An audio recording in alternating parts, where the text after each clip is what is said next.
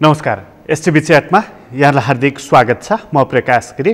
STV च्याटको आजको अङ्कमा हामी चर्चा गर्नेछौँ हाम्रो विकास समृद्धिको सन्दर्भमा। यसमा राजनीतिक नेतृत्वको धेरै ढङ्गबाट हामीले चर्चा गरिसकेका छौँ कि भुइँ तहबाट आएका राजनीतिक कर्मीहरू जब पार्टीको सत्ता, राज्यको सत्ता सम्हाल्न पुग्दछन् तब उनीहरू किन कर्तव्य विमूढ हुन्छन्, विकासप्रति उनीहरू किन सचेत रहँदैनन् भन्ने कोणबाट आज अलिकति हामी प्रशासनको एङ्गलबाट पनि चर्चा गर्नेछौँ। विकासमा बाधक को हो? हाम्रो स्थायी सरकार भनेको प्रशासन यन्त्र कति विकासको लागि सहयोगी छ, सुशासनको लागि ऊ कति तत्पर छ? आजको अङ्कमा यहाँ पनि हामी चर्चा गर्नेछौँ र हामीसँग आज कुराकानीको लागि पूर्व प्रशासक, ट्रान्सपरेन्सी इन्टरनेसनल नेपालका पूर्व अध्यक्ष खेमराज रेग्मी हुनुहुन्छ। तपाईँलाई स्वागत छ। धन्यवाद छ।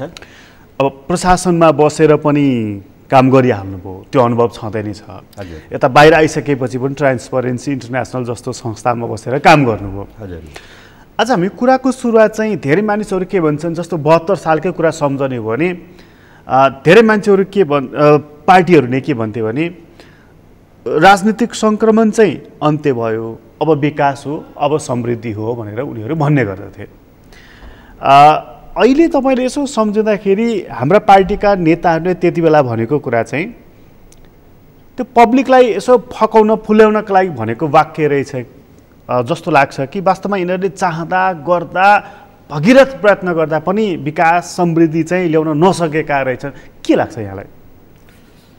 वास्तवमा यो 2072 सालको चाहिँ नेपालको संविधान जारी भइसकेपछि हाम्रो राजनीतिक सङ्क्रमण काल सकिएकै हो र हाम्रो त्यसपछिको एउटा मात्रै उद्देश्य मुलुकको चाहिँ समृद्धि हो।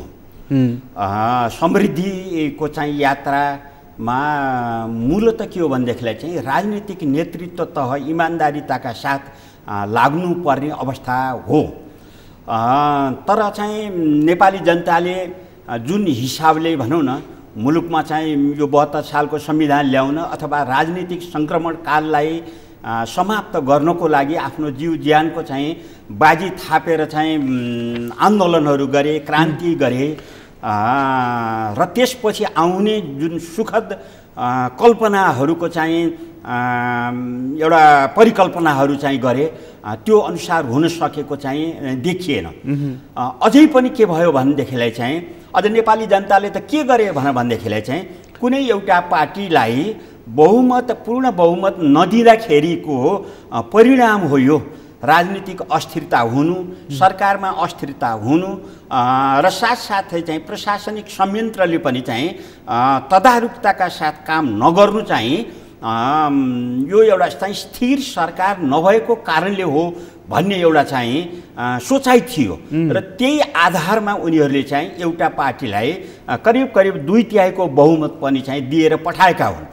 तर दुर्भाग्य के भइदियो भनेदेखिलाई केही समय बित्न नपाउँदै त्यो पार्टीमा चाहिँ आन्तरिक झगडा बढ्दै गयो र चाहिँ एउटा राजनीतिक अस्थिरताले चाहिँ चरम स्वरूप लियो र जसको चाहिँ परिणाम आजसम्म हामीले चाहिँ भोगिरहेको चाहिँ अवस्था छ।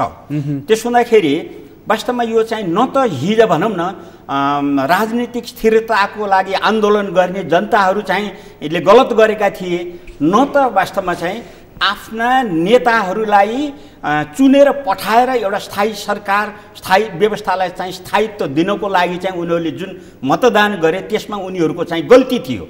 वास्तवमा गल्ती त कसको भयो भने जसले यो पार्टीहरूको अथवा राजनीतिक सत्ताको नेतृत्व गरेका छन् उनीहरूले वास्तवमा चाहिँ मुलुकप्रति इमान्दारिता नदेखाएको, इमान्दारिता प्रदर्शन नगरेको चाहिँ देखिन्छ, जसको कारण वास्तवमा जनताको चाहिँ समृद्धिको सपना चाहिँ ओझेलमा पर्दै गएको चाहिँ अवस्था छ। अहिलेको 4वटा प्रमुख पार्टीहरूको नाम लिने हो भने तपाईँले जुन भन्नुभयो नि पार्टीको नेतृत्वले जुन इमान्दारिता देखाउनु पर्ने थियो त्यो इमान्दारिता देखाउन नसक्दाखेरि यो विशृङ्खलता, यो अराजकता, यो सङ्क्रमण गइरहेको भनेर यहाँनिर क्याटेगोरिकली कुरा गर्ने हो भने हिजोको नेकपा आज एमाले र माओवादी भएको छ।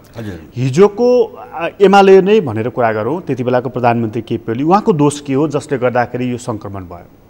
सुन्नुहोस्, अब यो कुरो के हो भने दुईटा ठुला पार्टीहरूको बिचमा चाहिँ सम्झौता भयो।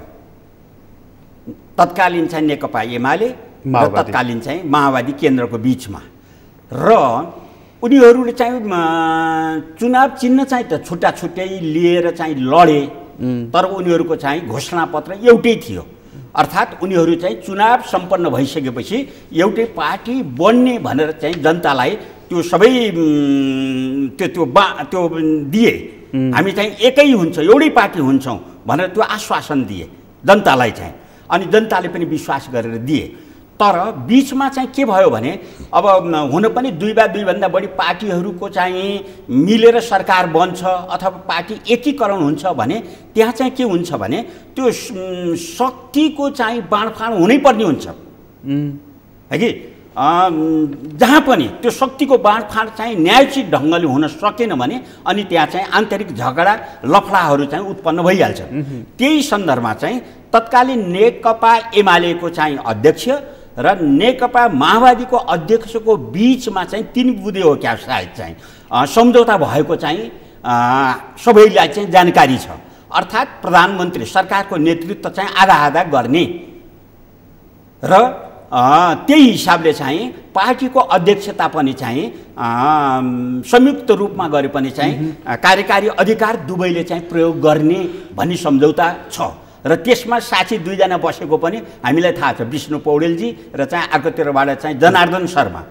जब चाहिँ तत्कालीन प्रधानमन्त्रीले अब आधा समय चाहिँ पुरा गरिसकेपछि अब अर्को पक्षलाई चाहिँ प्रधानमन्त्री पद हस्तान्तरण गर्नुपर्ने अवस्था आयो र त्यसको माग पनि हुन थाल्यो। अनि त्यसपछि त्यो शक्ति हस्तान्तरण नगर्ने बहानामा चाहिँ तत्कालीन प्रधानमन्त्री चाहिँ लागेको देखिन्छ। होइन भने त्यो तत्कालीन अवस्थामा जस्तो 77 सालको वैशाख 8 गते जस्तो लाग्छ मलाई चाहिँ। उहाँले भने मतलब चाहिँ उहाँले सहमति अनुसार उहाँहरूको जुन 4 बुँदे सहमति थियो त्यसमध्येको चौथो बुँदामा चाहिँ आधा कार्यकाल बाँडफाँड गर्ने भन्ने, त्यस अनुसारको बाँडफाँड गरिदिएको भए यो पार्टी फुट्दैन थियो, त्यो पार्टीको सरकार ढल्दैन थियो र मुलुक अर्कै बाटोमा जान्थ्यो। बिल्कुलै हो। त्यो भने सहमति पालना नगर्नु भने तत्कालीन प्रधानमन्त्रीलाई अति लोभ सत्ताको लागेको। उहाँ चाहिँ के भयो भने सत्तामा चाहिँ बसिराख्ने। अब तत्कालीन यस्ता सम्झौताहरू सहमतिहरू भइरहेको छ तर चाहिँ सत्ता छोड्नु हुँदैन भन्ने मानसिकताले उहाँलाई चाहिँ ग्रस्त बनाएको देखिन्छ। तर पार्टीमा लागेका मान्छेहरूले सेक्रिफाइस गर्न पनि जानेका हुन्छन् नि, होइन? हो, उनीहरू त जीवन नै गए पनि जाओस् भनेर पार्टीमा लागेका हुन्छन्। हो, अब चाहिँ आन्दोलनमा लाग्दाखेरि को मर्छ को बाँच्छ भन्ने हुँदैन नि, टुङ्गो हुँदैन र पनि लागिराखेका हुन्छन्। त्यस्तो मानिसले जब सत्ता साझेदारीको लागि एग्रिमेन्ट त्यो पनि लिखित गरेको छ भने किन छाड्दैन, किन छाडेन? हो, त्यस हुनाले त्यो के भयो भने उहाँ चाहिँ आफूले गरेको सम्झौता सहमतिप्रति चाहिँ इमान्दार हुन सक्नु भएन। उहाँ सत्तामा गइसकेपछि जुन त्यो सत्ताको चाहिँ चार्मिङ हो नि, त्यो चार्मिङबाट चाहिँ उहाँ चाहिँ विमुख हुन चाहिँ नचाहेको अवस्था देखिन्छ। मैले अघि भन्दै थिएँ नि, जब उहाँले चाहिँ आफ्नो सम्झौता अनुसार आफ्नो सहमति अनुसार प्रधानमन्त्री पद चाहिँ छोड्नुपर्ने अवस्था आयो, त्यसपछि उहाँले त्यो नछोड्ने उपाय चाहिँ सोध्न थाल्नुभयो र त्यसको फलस्वरूप वैशाख 8 गते हो जस्तो लाग्छ मलाई।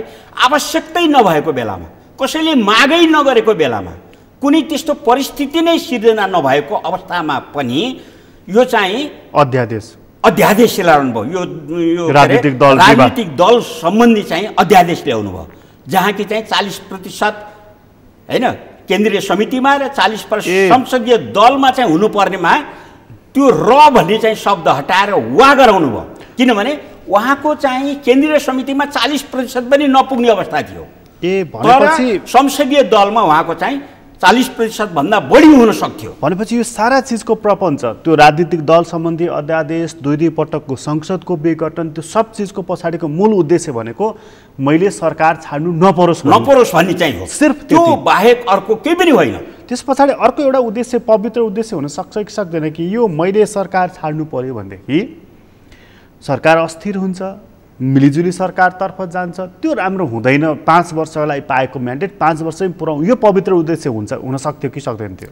होइन, त्यो हेर्नुहोस्, सहमतिमा जब चाहिँ इमान्दारिता रहन्छ त्यो कुरो हुन सक्दैन थियो।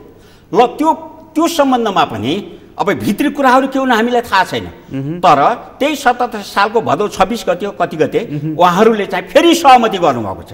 त्यो सहमतिमा के भयो भनेदेखिलाई चाहिँ कार्यकारी अधिकार अध्यक्षको सबै चाहिँ प्रचण्डजीलाई दिने र 5 वर्षमा चाहिँ प्रधानमन्त्रीले चाहिँ प्रधानमन्त्री चाहिँ चलाउने भन्ने भएको। तर त्यो कुरामा पनि के भयो भने त्यहाँ पनि चाहिँ त्यो सम्झौताप्रति चाहिँ इमान्दारिता देखिएन र उहाँलाई के चाहियो भने त्यो सहमति गरेको 3 दिनपछि 4 दिनपछि उहाँले एउटा चाहिँ टिभीलाई इन्टरभ्यू दिनुभएको छ। कार्यकारी चाहिँ यो चाहिँ अध्यक्ष मै हुँ, मैले उहाँलाई चाहिँ दिएको छैन भनेर उहाँले चाहिँ आफै भन्नु हो।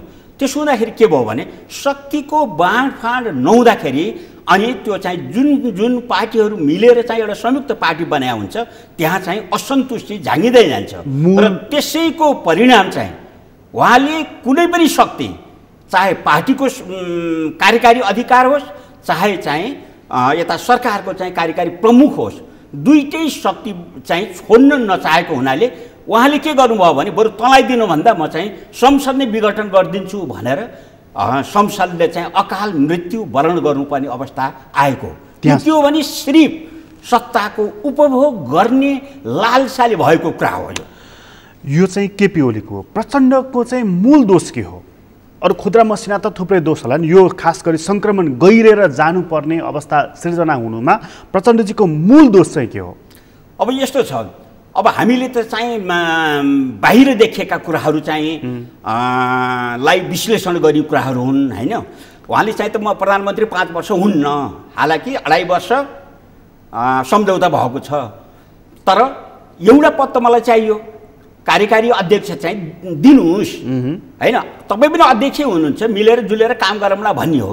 तर हरेक कुरामा चाहिँ जब चाहिँ होइन केपी शर्मा ओलीजीले चाहिँ भाँजो हालिसकेपछि अनि उहाँमा चाहिँ एउटा त्यो चाहिँ इगो उत्पन्न भयो कि एउटा चाहिँ जस्तो स्थायी समितिको बैठक बोलाउनको लागि पनि अर्को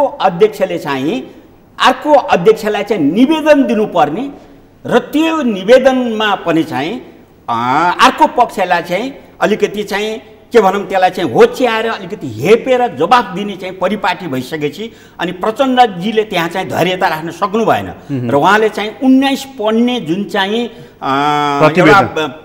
प्रतिवेदन दिनुभयो नि, वास्तवमा उहाँले त्यहाँ चाहिँ अझै शालीनता अझै धैर्यता राखेर यो परिस्थितिलाई चाहिँ धेरै उत्तेजित नपारेको भए हुन्थ्यो। त्यो चाहिँ उहाँको चाहिँ गल्ती हो, किनभने उहाँको साथमा यहाँ चाहिँ केपी ओलीबाट चाहिँ अलिक बढ्ता भइराखेको छ होइन। उहाँले आफ्ना चाहिँ सहमति र चाहिँ सम्झौताहरू तोड्दै जानुभएको छ भनेर उहाँको अर्घ्यलाई देखाइराखेका थिए। त्यही कारणले गर्दाखेरि केन्द्रीय समितिका करिब करिब 2/3 मान्छेहरू चाहिँ माधव नेपाल र चाहिँ प्रचण्डहरूको चाहिँ पक्षमा थियो तत्कालीन अवस्थामा। त्यो चाहिँ अलिकति धेरै नै दोषारोपण गरेको चाहिँ अवस्था थियो। एउटै पार्टीमा बसेर ती दोषारोपणले यस्तो अवस्था सिर्जना हुन्थ्यो कि सँगै बस्न नसक्ने परिस्थिति सिर्जना गरेको त्यसले हो र त्यो उहाँको चाहिँ अलिकति चाहिँ बढी हो। त्यो चाहिँ माधव नेपालको चाहिँ के दोष देख्नुभयो? यस्तो हो, अब माधव वास्तवमा चाहिँ जसले जेसुकै भनुन् है कि नेकपा एमाले भनेको चाहिँ सिङ्गो रूपमा लिनु पर्दाखेरि चाहिँ माधव नेपालजी हो। उहाँका धेरै चाहिँ अवगुणहरू होलान्, दोषहरू चाहिँ होलान्। मालेलाई यो मालेको के अरे एमालेलाई यो एमालेको चाहिँ जुन अवस्थामा हो त्यो पुर्याउनुमा वास्तवमा चाहिँ सबैभन्दा ठुलो योगदान अरूको पनि छ, झलनाजीहरूदेखि लिएर चाहिँ केपी ओलीजीको पनि छ, अरूहरू पनि हुनुहुन्छ होइन। कहिले हिजोका चाहिँ जसले चाहिँ 18 वर्षमा जेलमा बस्नुभयो के अरे मोहनचन्द्र अधिकारीजी होइन, राधाकृष्ण मैनालीजीहरू उहाँहरूको पनि छ। तर वास्तवमा अनवरत रूपमा चाहिँ होइन सङ्घर्ष गर्दै र अन्तिम अवस्थामा चाहिँ त्यसलाई नेतृत्वदायी भूमिका दिएर एमालेलाई एमाले बनाएको भनेको चाहिँ वास्तवमा माधव नेपालजीले हो। भनेपछि तपाईँले हेर्दाखेरि चाहिँ एमाले भनेर यसरी आँखा चिम्म गरेर हेर्दाखेरि पनि चिन्ने पात्र भनेको माधव नेपालजी हो। त्यसो हुँदाखेरि केपी ओलीजीले उहाँको योगदानहरू, उहाँका चाहिँ यत्रो चाहिँ प्रयासहरू सबैलाई चाहिँ नजरअन्दाज गरेर एकलौटी रूपमा पार्टी चाहिँ चलाउने र सबैसित एउटा चाहिँ सहकारीको भावना नराखिकन पेलेर जाने, आफ्ना विपक्षीहरूलाई जसले प्रश्न गर्छ, जसले प्रश्न उठाउँछ त्यसलाई किनारा लगाउँदै जाने जुन उहाँमा चाहिँ एउटा प्रवृत्ति देखियो नि, अधिनायकवादी प्रवृत्ति देखियो, त्यसले गर्दाखेरि उहाँहरू पनि टाढा टाढा टाढा टाढा हुँदै गएर आखिरमा यो चाहिँ पार्टी विभाजन हुने स्थितिसम्म पुगेको हो भन्ने मलाई लाग्छ। किनभने मान्छेले कुनै पनि सङ्गठनमा बस्दाखेरि त्यहाँ चाहिँ यथोचित सम्मान प्राप्त गरेन भने त्यो सङ्गठनमा रहिरहनुको चाहिँ औचित्य चाहिँ ठान्दैन। यही परिणाम हो। भनेपछि विद्रोह रोज्छ उसले। विद्रोह हो यो। अहिले माधव नेपालले रोजेको त्यही विद्रोह हो। विद्रोह हो यो। अथवा पदप्रतिको अति लालसाको रूप हो यो। त्यो होइन। किन होइन भनेदेखिलाई हामीले अब चाहिँ घटनाका क्रम मान्छेलाई चाहिँ राजनीतिमा लागिसकेपछि एउटा पावर एक्सर्साइज गर्ने अभिलाषा सबैको हुन्छ। त्यही भएर यो चाहिँ के हुन्छ भने पावरको चाहिँ सन्तुलित ढङ्गले त्यसको चाहिँ वितरण हुनुपर्छ भन्ने हो। अहिले अफगानिस्तानमा हेर्नुहोस्, त्यहाँ चाहिँ दुईटा पार्टीहरूको त्यही तालिबानै हुन्, तर दुईवटा पार्टीहरूको बिचमा चाहिँ पावर सङ्घर्ष भइराखेको छ। त्यो मिलाएर लान नसक्ने फेरि अर्को विद्रोह हुन्छ त्यहाँ चाहिँ। भने हरेक पार्टीमा त्यो हुन्छ कि एउटाले जित्छ चुनाव भइसकेपछि, तर उसले सबैलाई चाहिँ उचित ढङ्गले चाहिँ मिलाएर चाहिँ लैजानुपर्छ अनि बल्ल चाहिँ पार्टी चल्न सक्ने अवस्था हुन्छ। तर यहाँ के देखियो भने तत्कालीन प्रधानमन्त्रीज्यूको चाहिँ जुन एउटा चाहिँ पावर एकलौटी एक्सर्साइज गर्ने जुन चाहिँ अभिलाषा देखियो र त्यो सम्बन्धमा जुन उहाँले चाहिँ अहङ्कार प्रकट गर्नुभयो, त्यसको फलस्वरूप चाहिँ माधव नेपालजीहरूले चाहिँ विद्रोह गर्नु परेको अवस्था हो। यो राजनीतिक सङ्क्रमण गहिरिएर चुलिएर यो ठाउँसम्म पुग्नुमा शेरबहादुर देउवाको भूमिका कति रह्यो? यो गहिरिएर यहाँसम्म जानुमा चाहिँ हेर्नुहोस्, यो 72 पछिको कुरा गर्दैछु। यो 72 पछिको यो संविधान पछि चाहिँ अब पार्टीभित्रकै सम्बन्धमा अलिकति उहाँका केही कमी कमजोरीहरू देखिएका छन्। हेर्नुहोस् कि 72 पछि चाहिँ किनभने त्यो अन्तरिम कालमा पनि उहाँ पनि प्रधानमन्त्री हुनुभयो, प्रचण्डजी हुनुभयो, केबी ओलीजी हुनुभयो होइन। त्यो बेलामा चाहिँ अलिकति उहाँले चाहिँ पार्टीभित्रै खास गरेर चाहिँ बाहिर होइन, पार्टीभित्रैमा चाहिँ अलिकति उहाँले केही कुराहरूमा चाहिँ हात नहालिदिएको भए हुन्थ्यो भन्ने धेरैको चाहिँ गुनासो रह्यो। र खास गरी दुईवटा कुरामा हो, म धेरै चाहिँ उहाँलाई दोष दिन चाहन्न। एउटा कुरा के भने एउटा प्रहरीको हाकिमको लागि उहाँले न्यायालयमाथि चाहिँ धावा बोल्नुभयो। गम्भीर गल्ती हो यो। यसले गर्दाखेरि चाहिँ पार्टीलाई पनि चुनावमा चाहिँ धक्का पुर्याउनेमा सबभन्दा एउटा चाहिँ प्रमुख कारण एउटा पनि यो हो। र दोस्रो कुरो के हो भनेदेखिलाई चाहिँ यो चाहिँ भरतपुरको चाहिँ मेयरको चुनावमा त्यहाँ एउटा चाहिँ जिउँदो जाग्दो नेपाली काङ्ग्रेसको चाहिँ उम्मेदवार थियो, उसले चुनाव जित्ने प्रबल सम्भावना भएको क्यान्डिडेट थियो। उसलाई टिकट दिएर पनि उहाँले जबरजस्ती झिक्न लगाउनु भयो। त्यसले गर्दाखेरि के भयो भने पार्टीका कार्यकर्ताहरूमा एउटा चाहिँ ठुलो असन्तुष्टि भयो।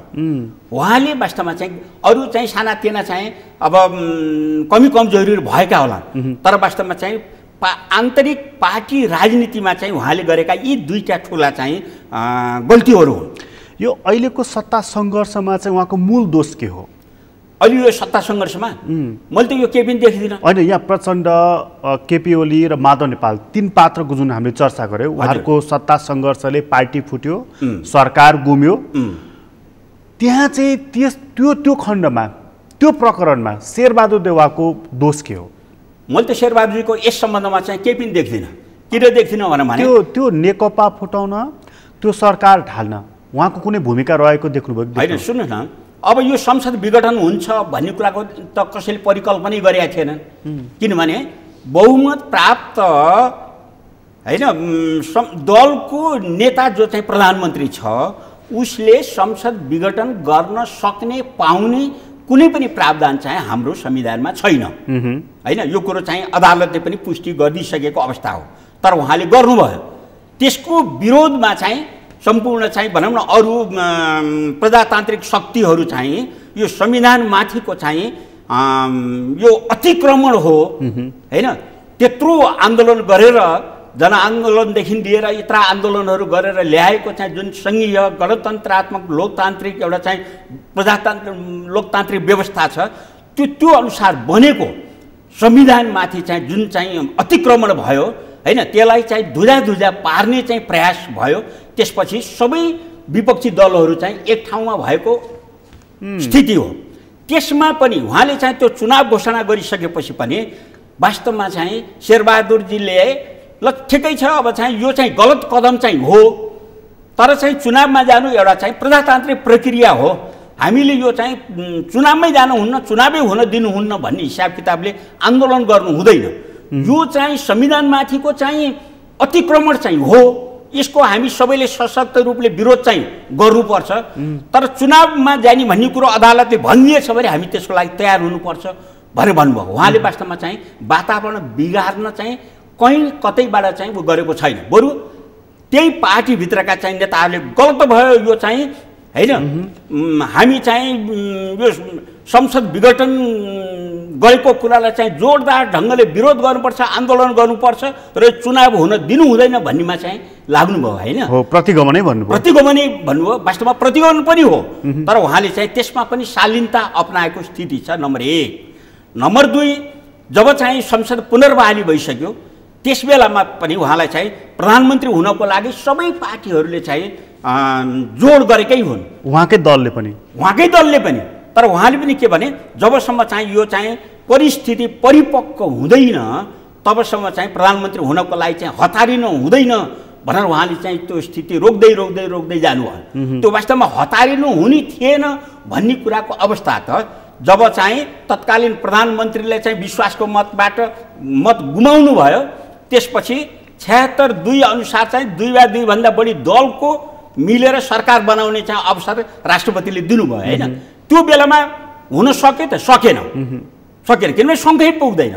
त्यतिखेर यो चाहिँ के अरे यो समाजवादी दल जुन चाहिँ अब हैन, अब मधेस केन्द्रीय दल भनौँ तत्कालीन चाहिँ उनीहरू 16 डोलो रूपमा आएको भए चाहिँ पुग्थ्यो, तर उनीहरू करिब फुटिसकेको अवस्था थियो, नपुग्ने भइसकेपछि सक्दैनौँ भन्ने भयो। अनि केपी ओलीजीको चाहिँ ठुलो दलको हैसियतले बन्नुभयो र त्यसपछि अब उहाँको त्यहाँ पनि के देखिन्छ त भन्दाखेरिलाई चाहिँ वास्तवमा यो संसदलाई सुचारू रूपले चलाउने, संसदलाई चाहिँ स्थायी बनाउने, सरकार स्थायी रूपमा चलाउने भनेर भन्दा पनि जसरी हुन्छ संसदलाई विघटनको अवस्थामा चाहिँ पुर्याएर अनि त्यहाँबाट 6 महिना भए पनि चाहिँ सत्ता लम्ब्याउने र अनि त्यहाँ चाहिँ विभिन्न चाँजो पाँजो चाहिँ खेलेर अनि फेरि आफू सत्तामा पुग्ने यो चाहिँ चाँजो पाँजो चाहिँ गरेको स्थिति देखियो।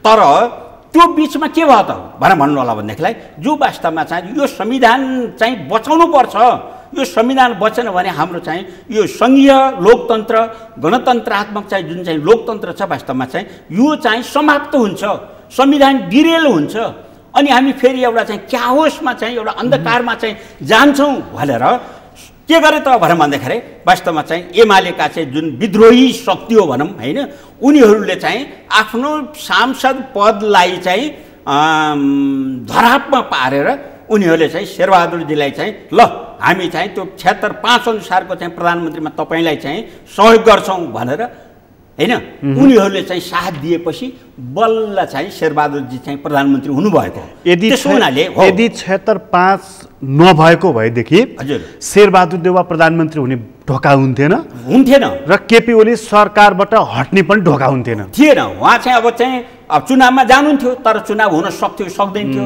उहाँले गराएको चाहिँ चुनावमा त्यो केपी ओलीको सरकार शेरबहादुर देउवाले ढालेको र तत्कालीन नेकपा अहिलेको नेकपा एमाले पनि विभाजन गराएको चार्ज दोष उहाँलाई लाग्छ कि लाग्दैन? हेर्नुहोस् कुरो के भयो भन्नु होला भने नेकपा एमाले त पहिले नै त्यो विभाजित भइसकेको अवस्था हो। किन भन्नु होला भने वैशाख 27 गते उहाँले जुन चाहिँ विश्वासको मत लिनुभयो तत्कालीन प्रधानमन्त्रीले त्यो बेलामा चाहिँ 27 जना हो कि 28 जनाले अनुपस्थित भएर चाहिँ उहाँमाथि चाहिँ अविश्वास जाहेर गरिसक्नु भएको अवस्था थियो। त्यही दिनै फुटिसकेको थियो, त्यही दिन फुटिसक्या हो नि त्यो त। त्यसो हुँदाखेरि अब त्यहाँ चाहिँ शेरबहादुरजीले चाहिँ फुटाउनु भयो भनेर चाहिँ दोषारोपण गर्नु चाहिँ यो चाहिँ ओइघात कुराहरू हो। उहाँहरू फुटिसक्नु भएको थियो अनि उहाँले के भने यो वास्तवमा चाहिँ हाम्रो यत्रो जनआन्दोलन यत्रो चाहिँ हैन विभिन्न आन्दोलनले चाहिँ बनाएको एउटा चाहिँ अब संविधान सभा भनेको त दुनियाँमा चाहिँ रियरली संविधान सभाको चाहिँ चुनाव हुन्छ र त्यसले चाहिँ संविधान बनाउँछ।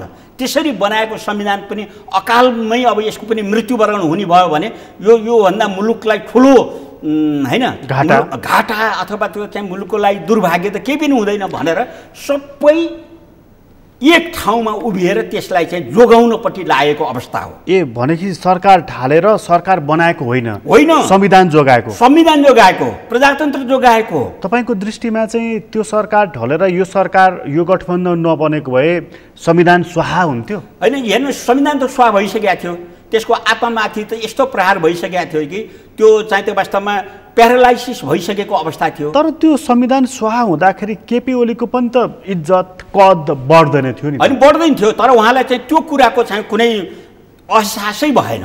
अहिले उहाँको इज्जत छ, उहाँले चाहिँ सम्मान नेपाली जनताहरूबाट प्राप्त गर्नुभएको छ। एकछिन चाहिँ उखान टुक्का भनेर चाहिँ जनताहरूलाई गलल्ल हँसाउँदै भरा चाहिँ वास्तवमा चाहिँ ठिक सही नेतृत्व हो भन्ने चाहिँ जनतामा पर्या छ। यो संविधान ल्याउनुमा त उहाँको पनि त खुन पसिनाको चाहिँ हैन लगानी छ नि। 14 वर्ष त उहाँ जेल बसेकै हो। भनेपछि के त पब्लिकले चाहिँ अहिले केपी ओलीलाई यो संविधान स्वाहा पार्नको लागि लागेको संविधानको दुश्मन, यो प्रणालीको दुश्मन भन्न ठानेका छन्? सुन्नु न, अब यो के भयो भने घटनाक्रमहरूले त्यस्तो पनि देखियो कि हेर्नुहोस् है, उहाँ चाहिँ वास्तवमा यो संविधानप्रति उहाँ लोयल हुनुहुन्छ जस्तो चाहिँ देखिएन विविध कारणहरूले गर्दाखेरि। जस्तो त्यही संवैधानिक परिषदको चाहिँ हैन अध्यादेश ल्याएर राज्यका सुयोग्य व्यक्तिहरू चाहिँ नियुक्ति हुनुपर्ने चाहिँ संवैधानिक निकायहरूमा उहाँले चाहिँ आफ्नो खल्तीका मान्छेहरूलाई ल्याएर फटाफट नियुक्ति गर्नुको लागि 2 जना मान्छे भए हुने, जबकि 6 जनाको चाहिँ सर्वसम्मतिबाट नियुक्ति हुने पदहरूमा चाहिँ 2 जनाले गरे हुने भन्ने अध्यादेश ल्याएर नियुक्ति गराउनु भयो कि? तर एउटा उहाँ यो संविधानप्रति प्रतिबद्ध हुनुहुँदो रहेछ। तर एउटा कुरा नि, जस्तो अघिल्लो उहाँको सरकारले राम्रो काम गरेन, संविधानलाई स्थापित गर्ने समृद्ध गर्ने दिशामा काम गरेन भनेर मान्दिने हो भनेदेखि पनि यो गठबन्धन जुन बन्यो 2 महिना चान्चुन भइसकेको सरकारले, यसले यो संविधानलाई समृद्ध गर्ने, हाम्रा संस्थाहरूलाई समृद्ध गर्ने, विश्वसनीय बनाउने के काम गरेछ र? अब यस्तो छ हेर्नुहोस्, हो केही चाहिँ ढिला सुस्ती भए जस्तो हामीले जुन रफ्तारमा चाहिँ वास्तवमा यो सरकारले काम गरोस् र एउटा चाहिँ गति लियोस् भनेर चाहिँ नेपाली जनताहरूले चाहिँ चाहना गरेका थिए, त्यो रफ्तारमा काम नगरेको जस्तो अनुभूति चाहिँ भइराखेको छ।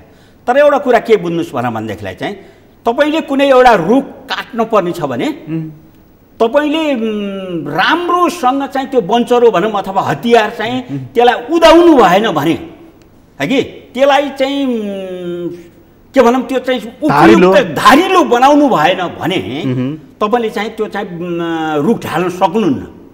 त्यो चाहिँ आधा घन्टामा हुने काम चाहिँ त्यो चाहिँ के हुन्छ भन्नु होला भने त्यो चाहिँ 2 दिन लाग्न सक्ने हुन्छ ठुला ठुला रुखहरू चाहिँ। त्यसो हुनाले यो अवस्था भनेको के हो भन्नु होला भने जस्तो त्यो धारा 76(5) अनुसारको सरकार बनाउनु अहिलेको चाहिँ एउटा चाहिँ बाध्यता थियो। यो चाहिँ असामान्य परिस्थिति उत्पन्न भएको मुलुकमा। तर पब्लिकलाई डेलिभरी पनि चाहियो। अहिले डेलिभरी चाहियो, म त्यही भन्दैछु। हो त्यो चाहिँ बनाउनुको लागि के गर्नु पर्यो त? सरकारले स्थायित्व लिनु पर्यो, स्थिरता सरकारमा आउनु पर्यो। त्यो कसरी हुन्छ त भन्दाखेरि जस्तो जबसम्म पार्टी त फुटिसकेको थियो, एमालेको पार्टी त फुटिसकेको थियो हैन, उहाँहरू त यस्तो अवस्थासम्म पुग्नु थियो कि 28 जनाले हामीले राजीनामा दिन्छौँ। अब चाहिँ यदि केपी ओलीलाई यो अवस्थामा राख्नु हो भने हामीले यत्रो खुन पसिना गरेर लिएर आएको व्यवस्थै उड्ने भयो, संविधानै उड्ने भयो, त्यसैले बरु हामी राजीनामा दिन तयार छौँ तर उसको सत्तालाई चाहिँ निरन्तरता दिन तयार छैनौँ भनेर त उहाँहरूले पहिले भनिसके अवस्था हो। त्यो वैशाख 27 गतेभन्दा पहिले हो। त्यसलाई म यहाँ भन्दैछु पर्खनुहोस् है। त्यसो हुनाले उहाँहरूले चाहिँ अब उहाँहरूको सहयोगबाट चाहिँ के भयो भने त्यो 76(5) को सरकार बन्यो, तर अब त्यसले काम गर्न सक्ने अवस्था चाहिँ त थिएन। बजेट ल्याउनुहोस्, उहाँहरू त जस्तो भनौँ न अब नेकपा एमाले ओलीजीको चाहिँ पार्टी त जसरी हुन्छ त्यो चाहिँ सरकारलाई गिराउने, संसद चल्न नदिने, त्यो चाहिँ कुरामा चाहिँ उहाँ चाहिँ अठोट थियो उहाँहरूको। त्यसो हुनाले सरकारका कुनै पनि काम चाहिँ अगाडि बढ्ने अवस्था नभएको त हो नि। किनभने अब उहाँहरूलाई चाहिँ पार्टीको व्हिप नलाग्ने त कहिले हो भन्नु होला भने त्यो खालि 76(5) को सरकार बनाउँदा र त्यसलाई चाहिँ होइन समर्थन गर्दा तत्काल समर्थन गर्दा मात्रै हो हुइप नलाग्ने। त्यसपछि त लाग्छ। त्यसपछि उहाँहरू त पार्टीको अनुशासनमा बस्नुपर्ने थियो। त्यसो हुनाले जबसम्म चाहिँ माधव नेपालजीहरूको पार्टीले कानुनी वैधता पाउँदैन थियो तबसम्म चाहिँ यो सरकार स्थायित्व अथवा स्थिर भएको चाहिँ मान्ने अवस्था चाहिँ भएन। त्यसो हुँदाखेरि उहाँहरूले अलिकति चाहिँ भनौँ न अब यो चाहिँ के अरे यो दलबदल के अरे दल विभाजन सम्बन्धी चाहिँ के अरे यो के भन्छ होइन अध्यादेश ल्याउनलाई उहाँ चाहिँ बाध्य हुनुभयो। त्यो बाध्यताको चाहिँ उपज हो। असामान्य परिस्थितिमा गरेको चाहिँ त्यो असामान्य चाहिँ उपचार हो। यसलाई अर्को रूपमा तपाईँले भन्दाखेरि के गर्नुहोस् भने जस्तो कहिलेकाहीँ के हुन्छ भनेदेखिलाई हेलिकप्टर उडिराखेको छ आपतकालीन चाहिँ होइन फोर्स ल्यान्डिङ गर्नुपर्ने भयो। यो फोर्स ल्यान्डिङ थियो। यो फोर्स ल्यान्डिङ हो वास्तवमा होइन फोर्स ल्यान्डिङ। तर हो त अब दलको मान्यता पनि प्राप्त गर्यो, दल पनि विभाजन भयो, सांसदहरूलाई कारबाही नहुने अवस्था पनि भयो र पनि मन्त्रीहरूको परिपूर्ति नहुनु भने हो। मैले भन्दै थिएँ वास्तवमा यो कुरामा चाहिँ उहाँहरूले ढिलाढाला गर्नुभएको छ।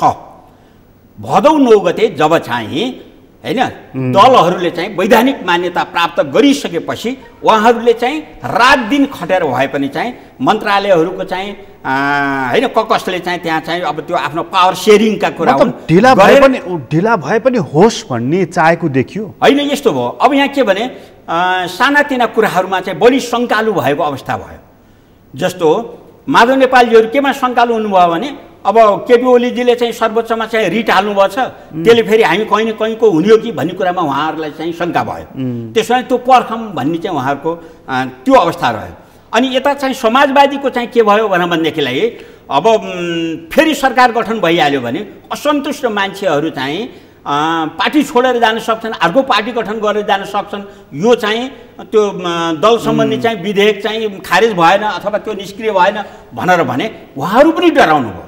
तर मेरो यसमा के भनाइ छ भने यसमा चाहिँ प्रधानमन्त्रीले के गर्नु पर्थ्यो भने वास्तवमा यो अत्यन्तै सजिलो कुरो थियो। उहाँले यो कुरामा चाहिँ आफ्ना चाहिँ त्यो गठबन्धनका साथीहरूलाई कन्भिन्स किन गर्न सक्नु भएन भन्ने मेरो चाहिँ उहाँसँगको गुनासो हो। उहाँले के गर्नु पर्थ्यो भने नेपाली काङ्ग्रेसमा त्यो चाहिँ समस्या थिएन र चाहिँ नेकपा माओवादीमा पनि त्यो समस्या थिएन।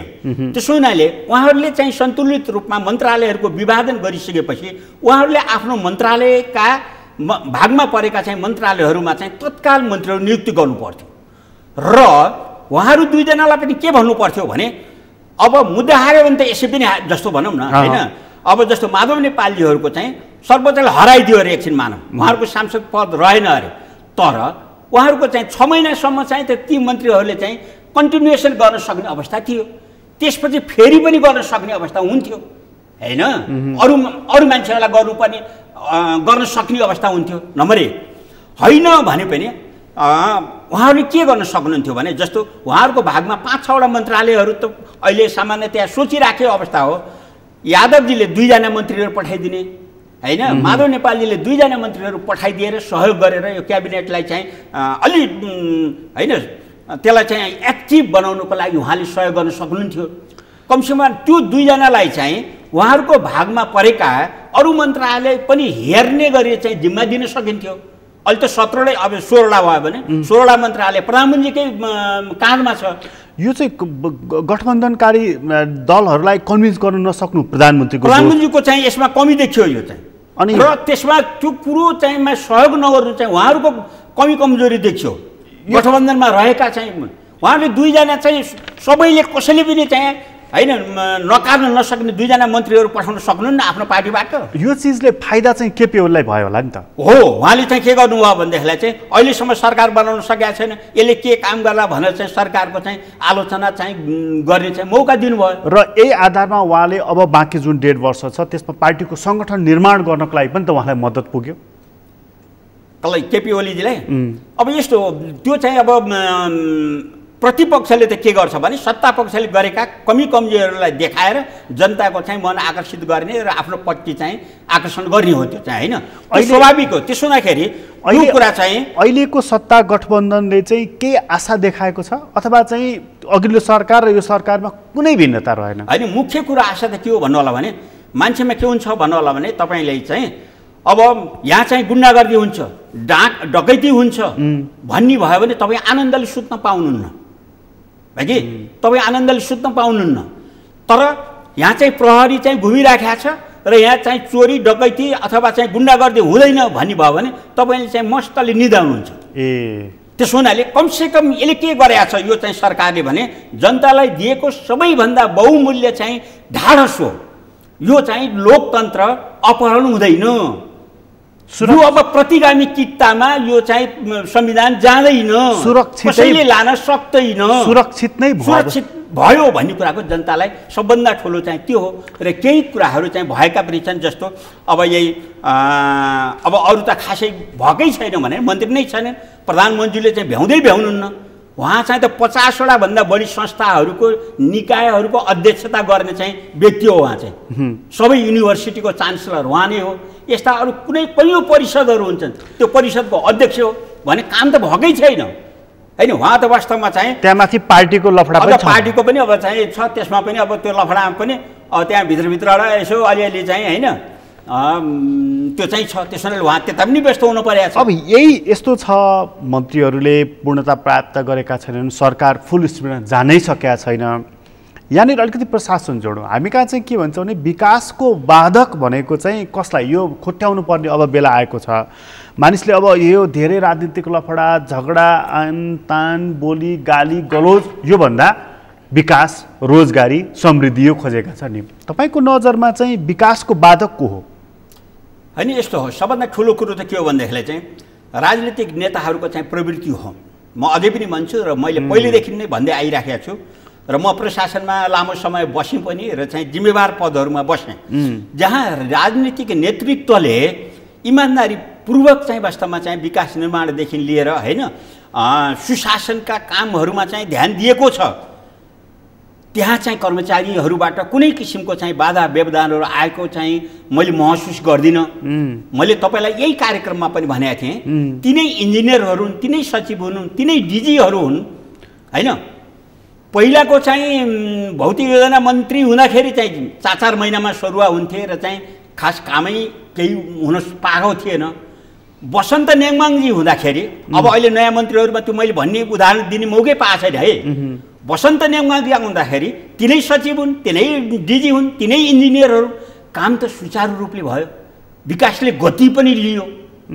त्यसो हुँदाखेरि मुख्य कुरो के हो भने राजनीतिक नेतृत्व यदि मुलुकप्रति इमान्दार हुन्छ, आफ्नो कर्तव्यप्रति इमान्दार हुन्छ, जिम्मेवारीप्रति इमान्दार हुन्छ भने कर्मचारीले त्यहाँ व्यवधान चाहिँ उत्पन्न गर्न सक्दैन। कर्मचारी स्वचालित हुन्छन् कि परिचालित हुन्छन्? वास्तवमा यो हेर्नुहोस्, यो चाहिँ कर्मचारीहरू भनेको चाहिँ स्वचालित भन्दा पनि उनीहरू यो साधन हुन् के, तर हामी त्यसलाई हतियार हुन्। तर त्यसलाई हामीले स्थायी सरकार भन्छौँ नि। होइन, त्यो त हो। जस्तो के भने किन हो त त्यो भनेर भन्नु होला भने नीति निर्माण गरिदिने काम चाहिँ राजनीतिक नेतृत्व तहबाट हुने हो र उनीहरूलाई आवश्यक निर्देशन र चाहिँ ल यो काम गर, तेरा पछाडि म छु, तँलाई कसैले त निर्भीक भएर काम गर भनेर उनीहरूलाई ढाडस दिने काम कसले गर्ने हो? राजनीतिक नेतृत्वले हो। काम गरे बापत कर्मचारीहरूले छिटो छिटो सरुवा अथवा दण्ड पनि पाउँछन् र काम गरे बापत पाउनु हुँदैन। त्यही त यहाँ चाहिँ विडम्बना छ। नै काम गरे बापत पनि पाउँछन् र धेरै राम्रो काम गरेर पनि दण्डित भएका कर्मचारी छन् र कैयौँ छन्। कैयौँ छन्। अथवा त्यो चाहिँ काम गरे बापत भन्दा पनि होइन, गलत काम गर्न नदिए बापत चाहिँ दण्डित हुने कैयौँ कर्मचारीहरू छन्। कर्मचारी पनि पार्टीका कर्मचारी भयो नि होइन, त्यो चाहिँ केही तहसम्म छ, तिनीहरूले खासै डिस्टर्ब गर्न सक्दैनन्। हेर्नुहोस्, यदि चाहिँ राजनीतिक नेतृत्वमा इच्छा शक्ति, बलियो इच्छा शक्ति हुने हो भने उनीहरूले पनि खासै, तर उनीहरू भोलि तिनैबाट के अरे भोटरहरू चाहिँ परिचालित हुन्छन्, तिनैलाई चाहिँ चुनावमा परिचालन गर्नुपर्ने हुन्छ, उनीहरूबाट सहयोग लिनुपर्छ भनेपछि अनि त्यहाँबाट युनियनका सङ्गठनका कर्मचारीहरूलाई मन्त्रीहरूले नै जिजी हजुरी गर्न थालेपछि अनि उनीहरूले टिर्छन्। म त सिडिओ भएर काम गरिरहेको छु। यस्तो चाहिँ सङ्गठनहरूले चाहिँ ल्याउन खोजेका कुराहरूलाई चाहिँ होइन एकदम सजिलोसँग उनीहरूलाई कन्भिन्स गराएर उनीहरूबाट काम लिएको अवस्था चाहिँ छ। जिल्लामा हुँदाखेरि, केन्द्रमा हुँदाखेरि पनि कहिले मैले व्यवधान चाहिँ भएको चाहिँ ठानिनँ। कर्मचारीले राजनीतिक कर्मीहरूलाई कति मेनिपुलेट गर्छन्? होइन, त्यो उनीहरूको प्रयास हुन्छ, हुनु भएन नि। त्यो योग्यता भएको मान्छे त मन्त्री हुनु पर्यो नि। मन्त्रीले आफूले भनेको नमानेपछि कर्मचारी सरुवा गर्छन् कि सेटिङ मिलाउनलाई सरुवा गर्छन्?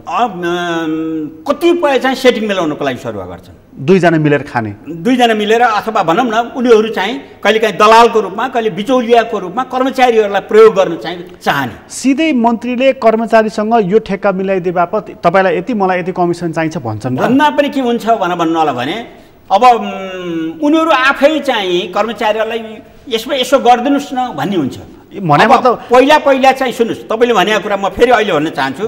पहिला के हुन्थ्यो भने उनीहरू सोझै ठेकदारहरू अथवा चाहिँ विभिन्न चाहिँ दलालहरूसँग सोझै सम्बन्ध राख्ने ह्याउ गर्दैन थिए। अलिकति एउटा चाहिँ लज्जा भन्ने चाहिँ वस्तु थियो। त्यसो हुनाले कर्मचारी मार्फत चाहिँ, किनभने कर्मचारीहरू आफू पनि एक्सपोज हुन चाहिँ चाहँदैनन् भनेर यिनीहरू मार्फत गर्दा बढी चाहिँ सुरक्षित भइन्छ भन्ने पनि थियो। तर अहिले त के छ भनेदेखिलाई सोझै ठेकदारहरू, दलालहरू, बिचौलियाहरूसँग चाहिँ मन्त्री र मन्त्रीका मान्छेहरूको चाहिँ साँठगाँठ हुन्छ। त्यहाँनिर कर्मचारीको पनि त आफ्ना मन परेका ठेकेदारहरू हुन्छन् होला नि? होइन, मन्त्री यसो मुख्य कुरा होलान्, त्यो चाहिँ हामीले अपवादको रूपमा चाहिँ ती हुँदैनन् भनेर भन्न सकिँदैन। बढी कोसँग हुन्छन्, कर्मचारीसँग कि राजनीतिक कर्मीसँग? राजनीतिक कर्मीहरूसँग होइन। अहिले यस्तो भयो कि मेरो पालामा यति साह्रो थिएन, अलिअलि थियो। तर अहिले त सोझै बिचौलिया, दलाल, ठेकदारहरूसँग चाहिँ मन्त्रीजी र मन्त्रीका मान्छेहरूले चाहिँ सोझै चाहिँ सम्पर्क राखेर चाहिँ गलत कामहरू गर्ने चाहिँ परिपाटी भयो। त्यसो हुनाले कर्मचारीहरू भनेको के हो भन्नु होला भने होला तिनीहरूले पनि दुई चार पैसा खाउँ कमाउँ भन्ने चाहिँ हुँदै हुन्न भन्ने चाहिँ होइन। तर के हो भने उनीहरूलाई चाहिँ अनुशासनमा राख्न सकिन्छ र उनीहरूलाई चाहिँ वास्तवमा चाहिँ कानुन बमोजिम काम गराउन सकिन्छ, त चाहिँ नसक्ने होइन। तर मुख्य कुरो चाहिँ दृढ इच्छा शक्ति चाहिँ पोलिटिसियनकै हुनुपर्छ। अघि तपाईँले एउटा वाक्य बोल्दै हुनुहुन्थ्यो नि कि पोलिटिसियनमा नि त्यो गट्स पनि चाहियो। बिल्कुल, बुझ्या पनि हुनु पर्यो। हो, यो के हो भन्नाले मैले चाहिँ बुझ्या राजनीतिक कर्मी मन्त्री भएर गएन भनेदेखि चाहिँ त्यसलाई कर्मचारी लट्टीपट्टि पार्छन्। अनि यस्तो अब पार्नु खोज्छन् होला, होइन, पार्नु खोज्छन् होला।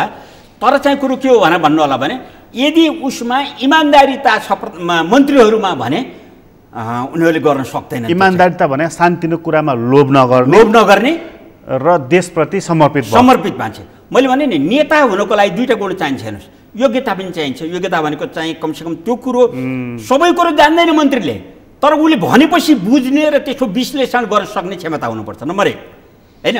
नम्बर 2 के हुनु पर्यो भनेदेखिलाई चाहिँ इमान्दारिता हुनु पर्यो आफ्नो मुलुकप्रति, आफ्नो मन्त्रालयप्रति भनौँ न सर्टकरीमा भन्दाखेरि, र एज ए होलमा चाहिँ ठुलो होराइजनमा भन्ने हो भने मुलुकप्रति इमान्दार हुनु पर्यो।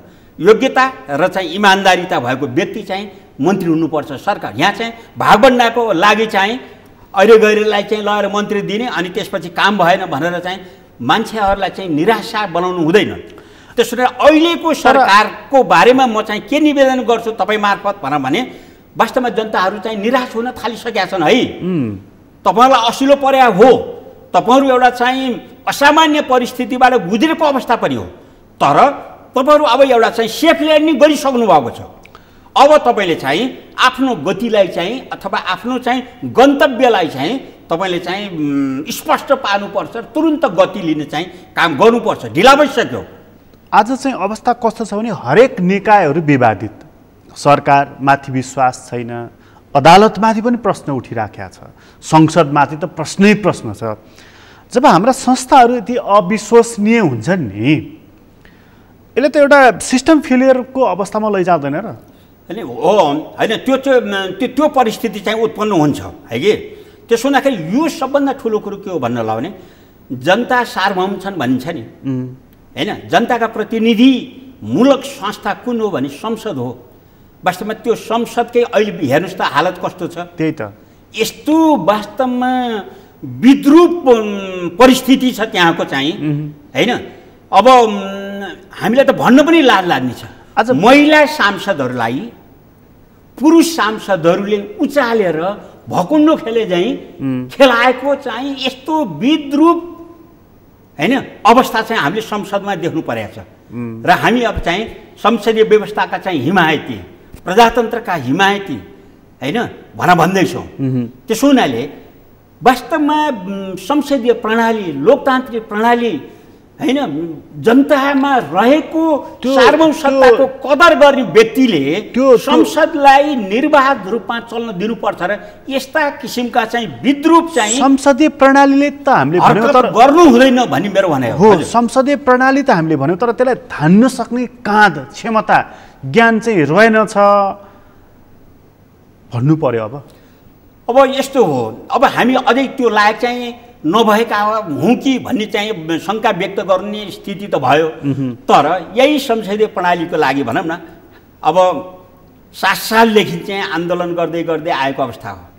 46 सालमा आन्दोलन भयो, त्यो भयो तर होइन, अनि त्यसपछि 62-63 का यत्र आन्दोलन भए। तर यसलाई कसरी टिकाउने, यसलाई कसरी चाहिँ नि राम्रो प्र्याक्टिस गर्ने भन्ने त्यो खुबी त रहेनछ नि। हो, त्यही भएर चाहिँ हामीले के भने व्यवस्थाले संविधानले एउटा चाहिँ परिपाटीलाई दिशा निर्देश गरे हुन्छ हैन। आज नि त्यो चाहिँ दिग्दर्शन त्यसले दिया हुन्छ। आज तपाईँको यत्रो लामो अनुभव छ, प्रशासनको त्यत्रो अनुभव छ, स्वतन्त्र जीवन बिताएकै पनि यत्रो वर्ष भइसक्यो, तपाईँको सारा कुरा देख्नु भएको छ, अध्ययन छ, सारा छ, साथीभाइ सरसङ्गत दुनियाँ छ। एउटा कुरा बताइदिनुहोस् त, नेपालका ठुला बडा गण्यमान्य भनिएका यसमा सबैलाई राखिदिउँ हैन, अहिले नेपालको अहिलेको परिवेशमा चाहिँ पैसा कमाएका मान्छेलाई गण्यमान्य भन्ने चलन छ। हिजो कति पढिस् भन्थे, आज घर छ कि छैन, गाडी छ कि छैन भन्ने यस्तो चेन्ज भएको परिस्थिति छ, परिवर्तन भएको छ। ती पैसा कमाएकाहरूका सन्तान नेपालमा त छैनन्, त्यो त सब विदेशतिर गएका, अधिकांश गएका छन्, जाँदैछन्। यो भने मतलब चाहिँ नि हाम्रो बाजे, हाम्रो बाउ सचिव भएर, हाम्रो बाउ मन्त्री भएर, प्रधानमन्त्री भएर यो देश बनाएर खाँदैनन् भनेर अविश्वास भएरै त गएका होला नि, होइन र? वास्तवमा चाहिँ हाम्रो जुन परिपाटी भयो नि, हाम्रो जुन प्रवृत्ति देखियो नि, राजनीतिक नेताहरूको चाहिँ जुन प्रवृत्ति देखियो, त्यसबाट उनीहरू चाहिँ निराश छन् भन्ने कुराहरू हो यो है।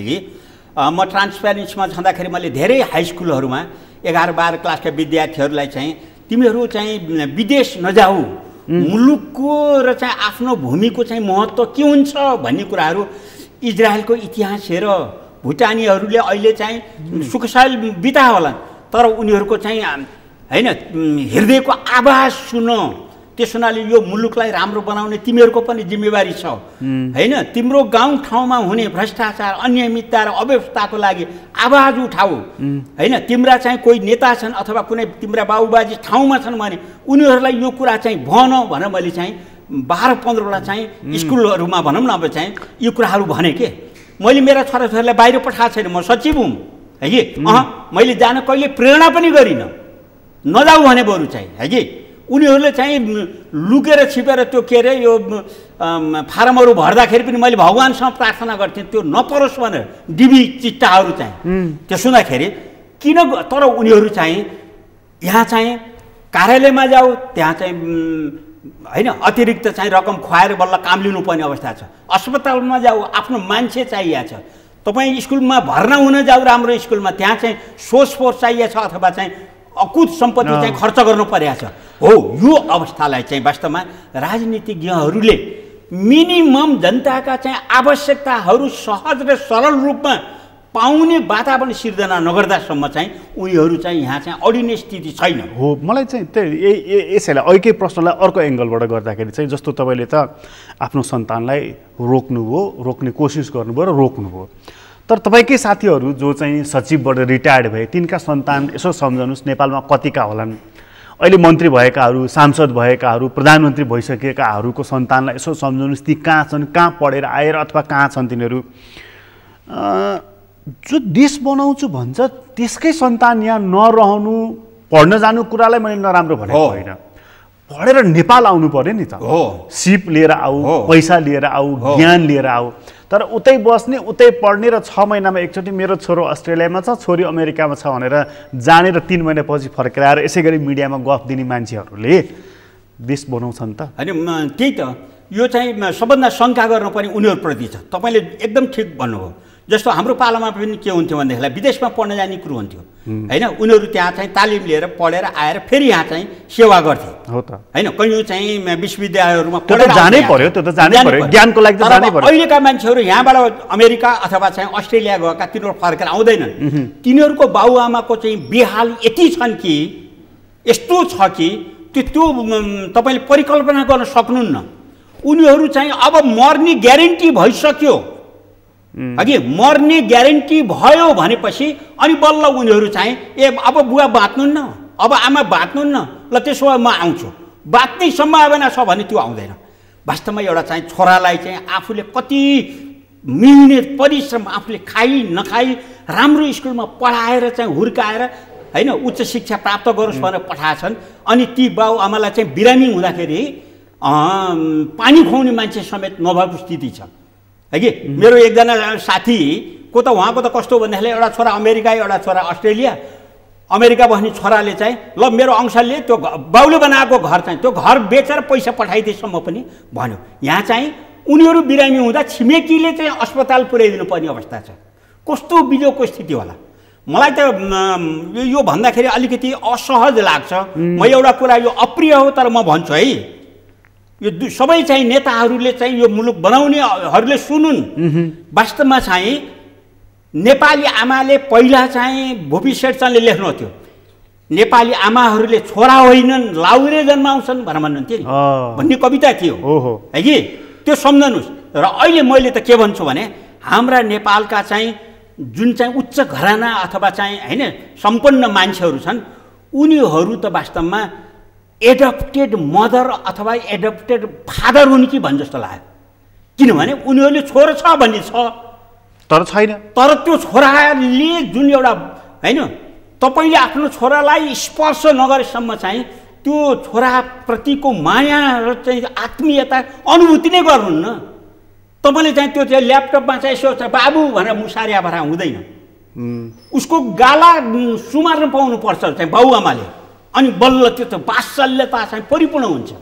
एउटा महिला छोराछोरी जन्मुन् भनेर किन समर्पित हुन्छन् उनी चाहिँ, किनभने त्यो वात्सल्यता चाहिँ होइन प्राप्त गर्नुको लागि हो। अहिले हामीले यो कुराबाट उनीहरूलाई वञ्चित गर्दैछौँ। यो कुरो सरकारले रोक्नुपर्छ। बाहिर जाने पढ्न जाने मान्छे त जान पाउँछस्, 5 वर्षको लागि तेरो चाहिँ होइन पासपोर्ट हुन्छ, त्यसपछि हुँदैन, त्यो पछि त यो मुलुकमा फर्केर आउन पाउँदैनस् भनेर भन्न सक्नुपर्ने हुन्छ। कुनै एउटा कडा कानुन नबनाइकन हुँदैन। यहाँ त हाम्रो सम्पूर्ण सम्पत्ति खर्च गरेर भ्रष्टाचार गरेर होस् अथवा नियमित ढङ्गले चाहिँ छोराछोरीलाई पढायो हुर्कायो, राम्रो राम्रो स्कुलमा महँगा स्कुलहरूमा चाहिँ पढायो, अनि सब चाहिँ अस्ट्रेलिया र अमेरिका क्यानाडा र चाहिँ बेलायत चाहिँ हामीले निर्यात गर्दैछौँ। हाम्रो प्रतिभा पलायन हुँदैछ। यो कुरो चाहिँ सरकार चाहिँ कुर्सीमा भयो। हेर्नुहोस् म तपाईँलाई एउटा कुरा सम्झाउँछु, यो चाहिँ अरू नेताहरूले पनि सम्झाउनु। बर्मामा आङ सान सुचीलाई त्यहाँको हेड अफ द स्टेट दिएन। किन दिएन? उसको छोरो बेलायती नागरिक भएको कारणले। हाम्रो पनि यहाँ विदेशी नागरिक भएको अथवा त्यो चाहिँ या फेरि चाहिँ हाम्रो मन्त्रीले अलिअलि चलाउनु भएको थियो डिबिपिआर हो, तिनीहरूलाई कुनै पनि राजनीतिक पदमा नियुक्ति अथवा चाहिँ तिनीहरूलाई चुनाव लड्न चाहिँ नदिने कानुन बनाउनुपर्छ हाम्रो। उनका सन्तान विदेशमा गएर चाहिँ ग्रिन कार्ड लिएर बसेका छन् भने तिनका बाबु आमाले चाहिँ यहाँको राजनीतिक नियुक्ति राज्य सत्ताको हो पाउनु हुँदैन। किन भन्नु होला भने भोलि चाहिँ तिनीहरूले त्यो यहाँ कमाएको सम्पत्ति पनि जम्मै उनीहरूले लैजानु, वैध अवैध तरिकाले उनीहरू लैजान्छ। त्यसो हुँदाखेरि यो चाहिँ सम्बन्धमा सरकारले चाहिँ एकदम गहन विचार गरेर चाहिँ नीति बनाओस् भनी मेरो चाहिँ विशेष अनुरोध गराइ छ। यदि यो मुलुक जोगाउने हो भने हाम्रा पिता पुर्खाहरूले चाहिँ लडेर है कि नालापानी युद्ध लड्दाखेरि उनीहरूले आफ्ना चाहिँ होइन अमरसिंहले लड्दाखेरि स्वास्नी छोराछोरीलाई यसो चाहिँ होइन गुनियो चोलो फेरौँ भनेर लड्या हुन् कि त्यो मुलुकको लागि चाहिँ लड्या हुन्? त्यसरी लडेर जोगाइदिएको भूमिलाई चटक्क छोडेर अनि त्यसपछि विदेशी भूमिमा गएर अनि विदेशी भूमिको सेवा गर्ने, यहाँको सेवा गर्न पर्दैन? तिनीहरू भन्दा त मलेसिया गएका, दक्षिण कोरिया गएका अथवा चाहिँ खाडीमै गएका जो चाहिँ वास्तवमा नेपालीहरू छन् तिनीहरू चाहिँ वास्तवमा चाहिँ अनन्य राष्ट्रवादी हुन्, समाजसेवी हुन्। तिनीहरू बाउआमा पालेका छन्, पितृभक्त हुन्, देशभक्त हुन्। तिनीहरू जसले सामान्य शिक्षा मात्र हासिल गरेका छन्, तिनीहरूले मुलुकको आर्थिक होइन स्थितिलाई पनि बलियो बनाएका छन्, बलियो बनाउन मद्दत गरेका छन्। अस्ति कोभिडको बेलामा त उनीहरूले त्यत्रो अक्सिजनका सिलिन्डरै पठाइदिए हो। त्यसो हुँदाखेरि चाहिँ यो कुरामा चाहिँ राज्यले ध्यान दियोस् र चाहिँ नीतिमा चाहिँ विशद चाहिँ होइन व्याख्या के अरे त्यसलाई चाहिँ विश्लेषण गरेर नीति बनाओस् भन्ने मेरो विशेष अनुरोध पनि छ। यहाँलाई धेरै धेरै धन्यवाद। हस्, धन्यवाद। आदरणीय दर्शकबिन, तपाईँलाई पनि धन्यवाद। आज हामीले कुराकानी गऱ्यौँ पूर्व प्रशासक खेमराज रेग्मीसँग। उहाँसँगको कुराकानी अहिलेलाई यति नै। एसटिभी च्याटबाट म प्रकाश गिरीलाई बिदा दिन सगरमाथा टेलिभिजन हेर्दै गर्नुहोला। नमस्कार।